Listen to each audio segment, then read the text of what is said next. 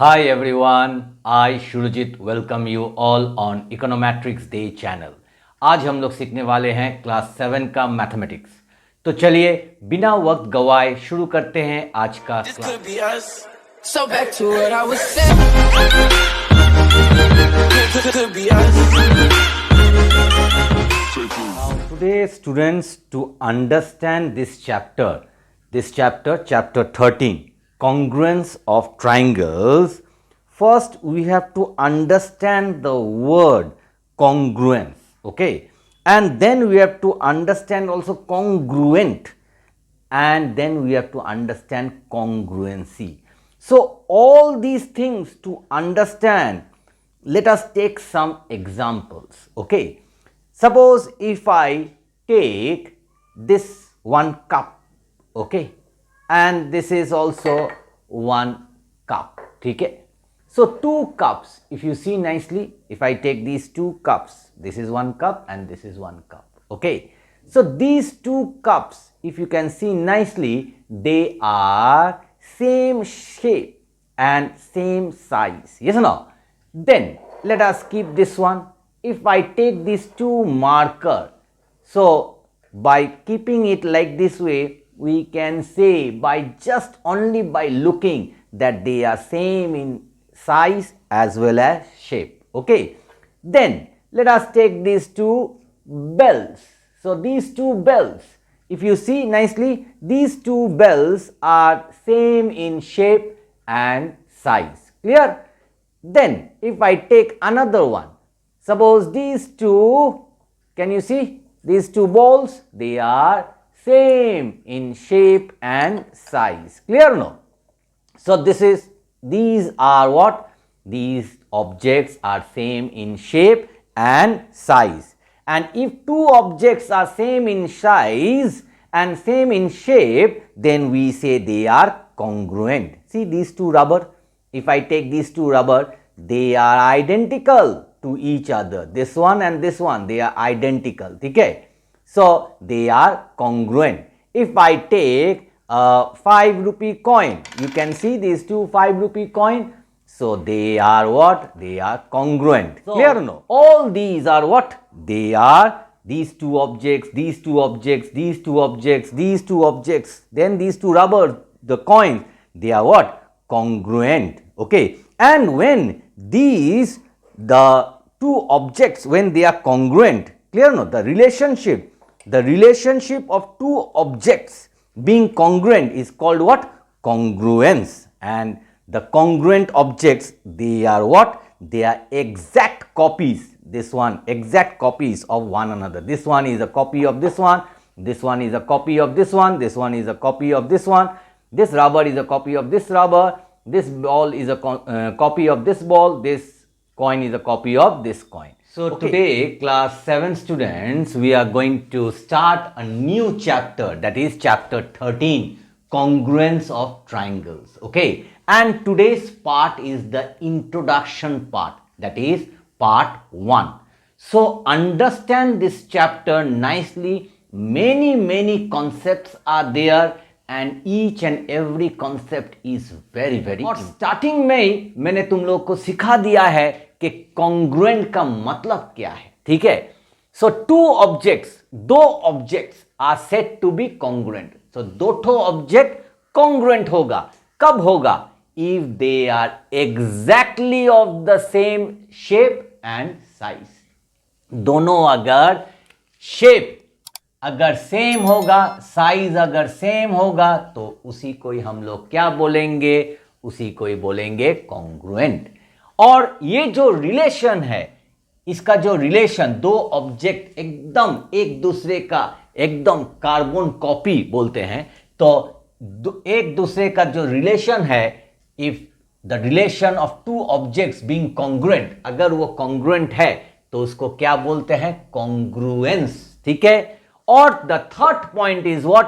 Congruent objects. कोई भी दो ठो ऑब्जेक्ट अगर कॉन्ग्रुएंट होगा तो congruent objects are exact copies of one another. तो क्लास 7 स्टूडेंट्स, अभी हम लोग और एक ठो न्यू कॉन्सेप्ट पढ़ेंगे. वो क्या है? Congruence through superposition. तो ये क्या है? ठीक है, चलो पहले समझते हैं ये क्या है। क्या लिखा है मैंने? The method of examining congruency by placing an object over another is known as the method of superposition और सुपर इम्पोजिशन। तो ये और अच्छा से हम लोग समझेंगे। तो चलो देखते हैं ये सुपरपोजिशन नहीं तो superimposition. Students, today we will understand one another new concept. वो क्या है ना, देखकर हम लोग बोल सकते हैं कि शेप सेम है, मगर कभी कभी देखकर हम लोग बोल नहीं सकते कि वो सेम साइज है या नहीं। ठीक है, तो उसके लिए हम लोग को क्या करना पड़ेगा? एक ठो कॉइन को दूसरे कॉइन के ऊपर डालना पड़ेगा और ऊपर से जब देखोगे तो तुमको एक ही कॉइन दिखाई देगा।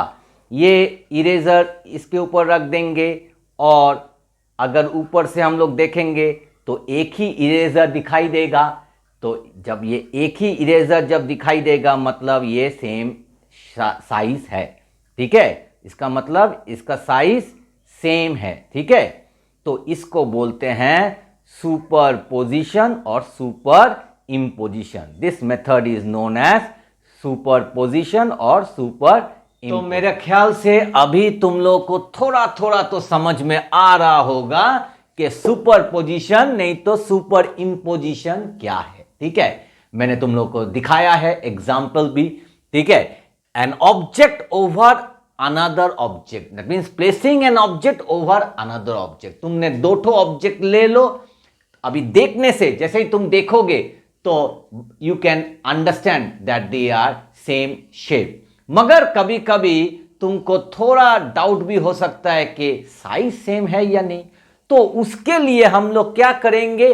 Placing an object over another, एक तो ऑब्जेक्ट दूसरे ऑब्जेक्ट के ऊपर रखेंगे। ठीक है, और जब रखेंगे तो ऊपर से अगर देखेंगे कि एक ही ऑब्जेक्ट दिखाई दे रहा है मतलब दोनों ऑब्जेक्ट ही क्या है? कॉन्ग्रुएंट है। ठीक है, तो वही मेथड को क्या बोलते हैं? सुपरपोजिशन और नहीं तो सुपर इम्पोजिशन। ठीक है, उसके बाद क्लास 7 स्टूडेंट्स हम लोग समझेंगे the word congruence is represented. तो ये जो हम लोग वर्ड कॉन्ग्रुएंस समझ रहे हैं इसको कैसे प्रेजेंट करेंगे? ठीक है, बाय वन सिंबल, और वो सिंबल क्या है? इक्वल टू और सिमिलर। ये सिंबल है इक्वल टू और ये है सिमिलर, दो ठो मिलाकर। मतलब कैसा होगा सिंबल? इक्वल टू साइन होगा और ऐसा सिमिलर साइन होगा। ठीक है, एंड रे डैश उसको कैसे पढ़ेंगे? उसको पढ़ेंगे इज कॉन्ग्रुएंट टू। उसको पढ़ेंगे कैसे? इसको इज कॉन्ग्रुएंट टू। ठीक है, उसके बाद congruence is the general idea. तो ये कॉन्ग्रुएंस एक तो जनरल आइडिया है। तो ये जनरल आइडिया एप्लीकेबल कहां पे एप्लीकेबल होता है? ये एप्लीकेबल होता है टू बोथ प्लेन फिगर्स, ठीक है, और 3D शेप्स। ठीक है, 3 डायमेंशनल। ठीक है, so 2 dimensional plane figures, 3D shapes also it is applicable. Clear no?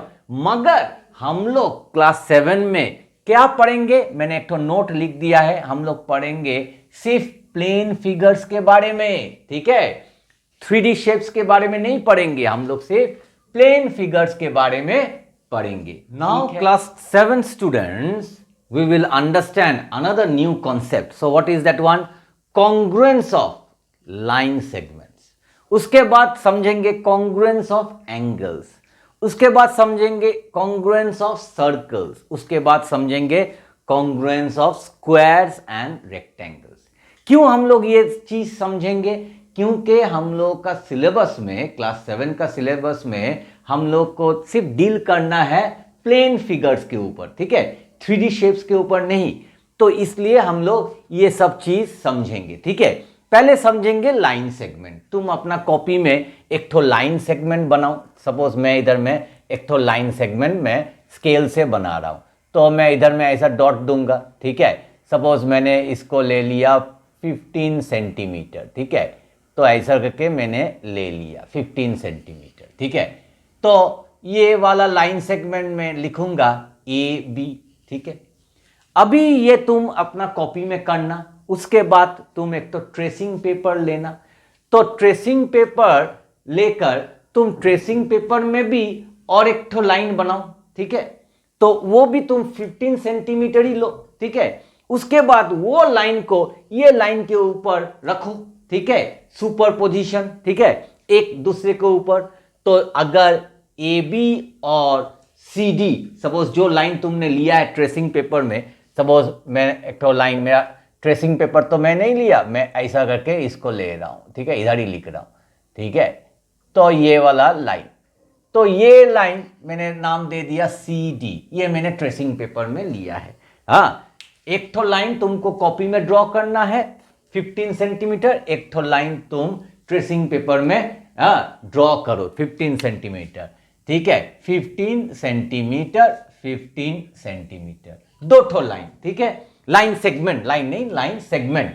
और उसके बाद ट्रेसिंग पेपर को लेकर कॉपी में जो लाइन ड्रॉ किया है उसके ऊपर रखो। अगर उसके ऊपर कोइंसाइड हो रहा है, ठीक है, सिर्फ एक ही लाइन दिखाई दे रहा है, उसका मतलब ये दोनों लाइन क्या है, they are congruent to each other. तो तब हम लोग क्या लिखेंगे, ए बी एक तो लाइन सेगमेंट है, तो ऐसा लिखना पड़ता है लाइन सेगमेंट, और सी डी एक तो लाइन सेगमेंट है, तो इसलिए उसके ऊपर ऐसा करके डैश देना है, और दे आर कॉन्ग्रुएंट, तो कॉन्ग्रुएंट सिंबल क्या है, इक्वल टू, और ऐसा करके ये जो सिमिलर साइन है, इसका साइन मतलब सिमिलर, ठीक है, और ये क्या है, इक्वल टू, ठीक है, ये सिमिलर है, ये इक्वल टू, दोनों मिलाकर क्या हो जाता है, कॉन्ग्रुएंट। अभी आते हैं हम लोग एंगल्स के लिए, ठीक है। अगर एंगल में भी वैसा सेम करेंगे, एक तो एंगल सपोज 60 डिग्री, तो 60 डिग्री तुम लोग प्रोटेक्टर से ड्रॉ करो, ठीक है, अपना कॉपी में। सपोज मैं इधर में एक तो एंगल ड्रॉ करता हूं 60 डिग्री, ठीक है, जस्ट कुछ प्रोटेक्टर नहीं लिया, मगर तुम लोग प्रोटेक्टर से कर सकते हो, नहीं तो कंपास से कर सकते हो। तो ये मैंने एक तो एंगल ले लिया, ठीक है, और इसको नाम दिया मैंने क्या, 60 डिग्री, और नाम दे दिया ए बी सी, ठीक है। और एक तो 60 डिग्री तुम लोग ट्रेसिंग पेपर में ड्रॉ करो, और सपोज मैं इधर ही करता हूं, और एक तो एंगल, ठीक है, एकदम इसके तरह, ठीक है, ऐसा ही एक तो मैं करता हूं, ठीक है, उतना एग्जैक्टली तो नहीं आएगा, मगर थोड़ा बहुत तो आ जाएगा, ठीक है। तो ऐसा करके मैं पी क्यू आर, ठीक है, तो ये भी मैंने 60 डिग्री मैंने किया है। तो एक तो कॉपी में, एक तो ट्रेसिंग पेपर में। अभी दोनों को मैं एक के ऊपर एक लेकर आऊंगा, ठीक है। ट्रेसिंग पेपर का डायग्राम में इसके ऊपर कॉपी में जो किया है उसके ऊपर लेकर आऊंगा। अगर वो पूरा कोइंसाइड हो जा रहा है और एक ही एंगल तुमको दिखाई दे रहा है, मतलब हम लोग बोलेंगे ये दोनों एंगल क्या है, कॉन्ग्रुएंट है। तब हम लोग क्या लिखेंगे, angle A B C congruent to angle, okay, what, P Q R, ठीक है। कोई कोई इधर में लिखता है मेजरमेंट एम, इधर में एम भी दे देता है, measurement angle A B C is equal to measurement angle P Q R, ऐसा भी देता है। उसके बाद हम लोग आएंगे सर्कल में। नाउ सर्कल जब हम लोग ड्रॉ करेंगे, तो सर्कल का क्या है, अगर मैं ये एक तो सर्कल ड्रॉ किया, ये एक तो सर्कल मैंने ड्रॉ किया, ठीक है, तो सर्कल का शेप, तो शेप अगर ये सर्कल मैंने ड्रॉ किया है, और इधर में मैं अगर एक तो ड्रॉ किया है, तो दोनों शेप ही सेम है, ठीक है, मगर साइज सेम नहीं है, ठीक है। ये साइज में छोटा है, ये साइज में बड़ा है, ठीक है। तो हम लोग को क्या चाहिए, हम लोग को चाहिए शेप और साइज दोनों ही सेम होना चाहिए। तो ये वाला नहीं होगा कॉन्ग्रुएंट, तो कॉन्ग्रुएंट करने के लिए हमको साइज भी सेम लेना पड़ेगा। तो सर्कल के लिए इंपॉर्टेंट है क्या, रेडियस, ठीक है। अगर मैंने रेडियस, ये वाला रेडियस, सपोज इसको मैं लेता हूं 2 सेंटीमीटर, पकड़ लो, ठीक है। तो इधर में भी मुझे वैसा ही एक तो सर्कल बनाना है जिसका रेडियस 2 सेंटीमीटर होगा, ठीक है, ऐसा करके। तो इसका भी रेडियस 2 सेंटीमीटर होना चाहिए, ठीक है। तो तभी जाके ये दोनों सर्कल क्या बोलेंगे, ये रेडियस हाँ, सपोज ये R1 ये R2, तो ये दोनों का रेडियस ही सेम है, तो ये दोनों सर्कल क्या बोलेंगे, दे आर कॉन्ग्रुएंट। ठीक है, स्क्वायर में भी देखो, स्क्वायर स्क्वायर क्या होता है, all the four sides are same. मगर अगर एक ये भी स्क्वायर है और एक ठो मैं अगर ड्रॉ करूंगा बड़ा सा, तो ये भी स्क्वायर है, तो शेप इज सेम।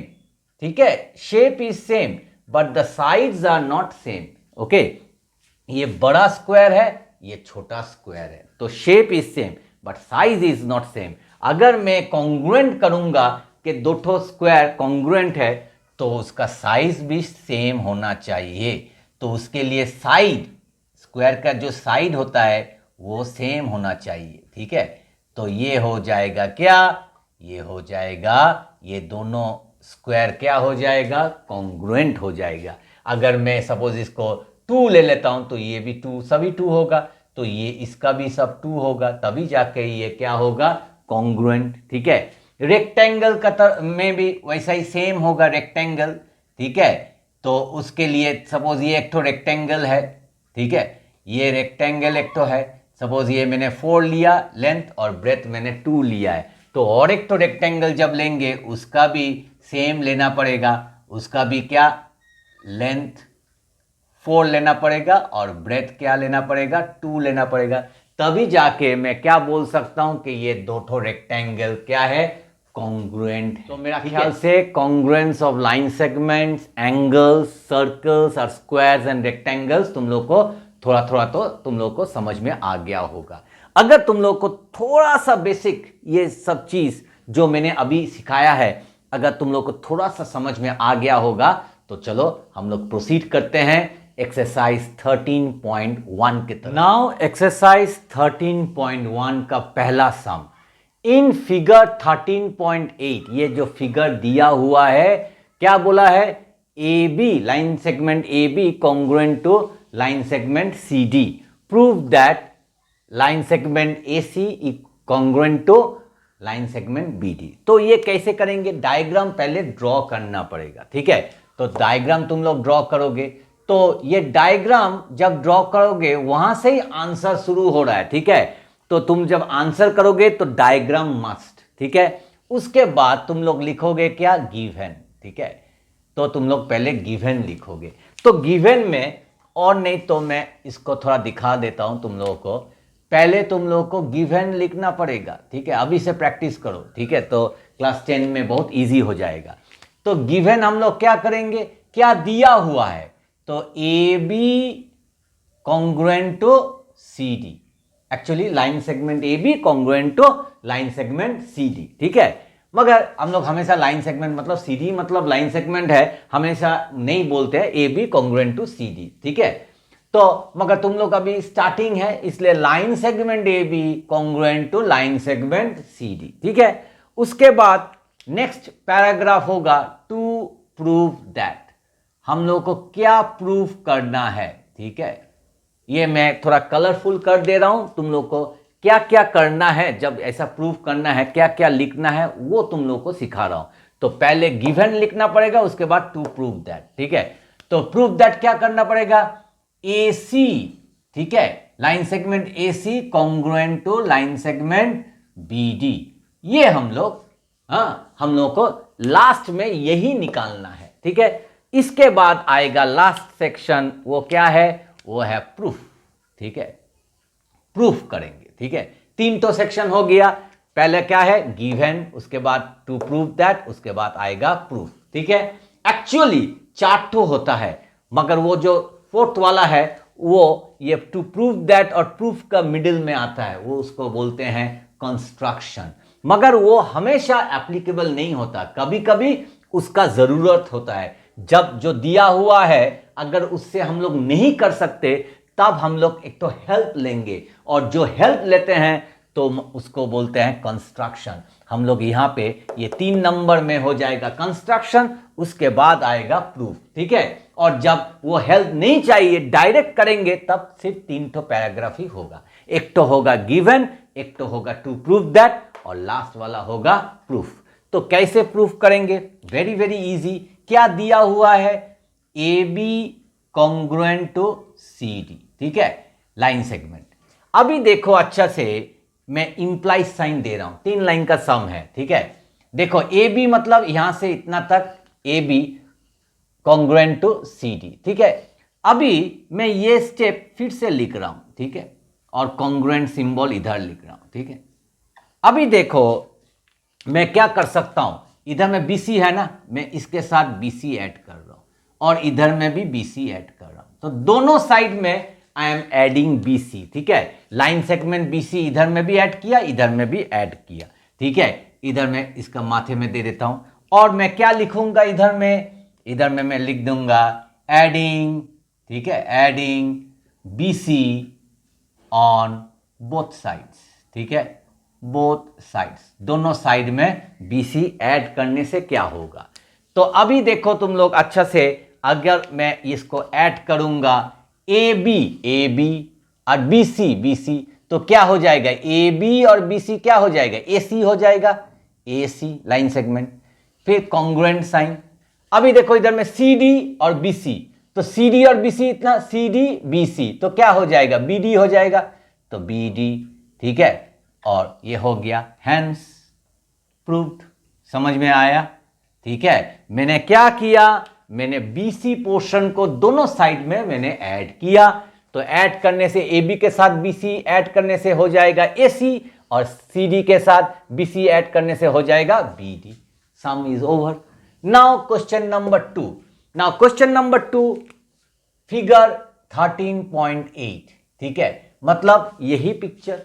तो यही पिक्चर अगर है तो पहले हम लोग पिक्चर को, मैंने बोला है ड्राइंग करना पड़ेगा, ठीक है। तो ए, ये हो गया D और इधर में कर लो, ये हो गया B, ये C और ये D, ठीक है, ABCD। उसके बाद हम लोग क्या करेंगे, पहले हम लोग इसको ऐसा कर देते हैं, ठीक है। पहले हम लोग क्या लिखेंगे, गिवन लिखेंगे, ठीक है। तो गिवन में क्या लिखेंगे, क्या दिया हुआ है, AC then congruent to BD, ठीक है, AC कॉन्ग्रुएंट टू BD, ठीक है। और क्या प्रूफ करना है, to prove that second one, ठीक है। सेकेंड पैराग्राफ क्या होगा ना, हम लोग को प्रूफ करना है AB line segment congruent to line segment CD, ठीक है, ये हमको प्रूफ करना है। तो उसके लिए थर्ड स्टेप क्या होगा, प्रूफ। हम लोग को हेल्प नहीं चाहिए अभी, ठीक है। तो प्रूफ करने के लिए मैं क्या करूंगा, जो दिया हुआ है उसको पहले लिखूंगा, AC कॉन्ग्रुएंट टू BD, ठीक है। जैसा इधर में ये सम में AB कॉन्ग्रुएंट टू CD दिया हुआ है, तुम लोग इधर में एक तो गिवन भी लिख सकते हो, ये कहां से है ना, गिवन, तो इधर में गिवन भी लिख सकते हो, ठीक है, ये दिया हुआ है, ठीक है। उसके बाद हम लोग क्या करेंगे, अभी देखो, ठीक है, अच्छा से देखो, मैंने फिर से वही लिखा है, मगर अभी मैं क्या करूंगा, ये सम को देखो, AC मतलब इतना तक और BD मतलब यहां से इतना तक, तो मैं दोनों साइड से मैं क्या करूंगा, BC को सब्ट्रैक्ट करूंगा, -BC, ठीक है। लाइन सेगमेंट BC दोनों तरफ से मैं सब्ट्रैक्ट करूंगा, इधर में ऐड किया था, इधर में मैं सब्ट्रैक्ट करूंगा, तो सब्ट्रैक्टिंग, ठीक है, तो subtracting BC from both sides, ये लिख दूंगा, फ्रॉम बोथ, दोनों साइड से, अच्छा से बोथ लिखते हैं, बोथ साइड्स, ठीक है, दोनों साइड से मैं BC को माइनस करूंगा, ठीक है। तो क्या हो जाएगा, चलो देखते हैं क्या हो जाता है।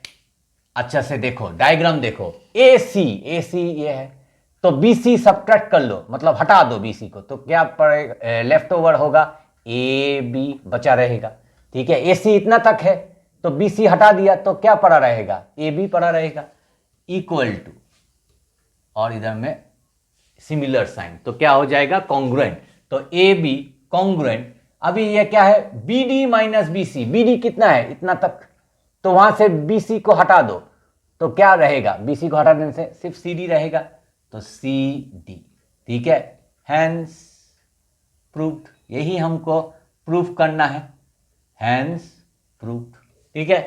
तो यहां पे मैंने क्या किया था, ये सम के लिए मैंने ऐड किया था दोनों तरफ BC, और ये सम के लिए मैंने दोनों तरफ BC को सब्ट्रैक्ट किया। तो मेरा ख्याल से question number 1 and 2 you have understood nicely. Now students, if you like this video, if you like your channel, then I would like to request all my students to please give a like, share this video more and more with your friends, classmates as well as relatives, and don't forget to subscribe your channel, because when you subscribe, it really motivates me to make more such interesting videos for you all. And also don't forget to press the all notification bell, ting ting, so that whenever I upload such videos, you are going to get the notifications. Now students, practice these sums, these two sums nicely. They are very easy, but the concept is very important. So you try to understand the concept, and then we will be proceeding to other sums of this chapter. अगर video पसंद आए तो video को like, share और subscribe करना मत भूलिएगा। मिलते हैं और एक अच्छे नए कंटेंट के साथ, तब तक के लिए बाय बाय।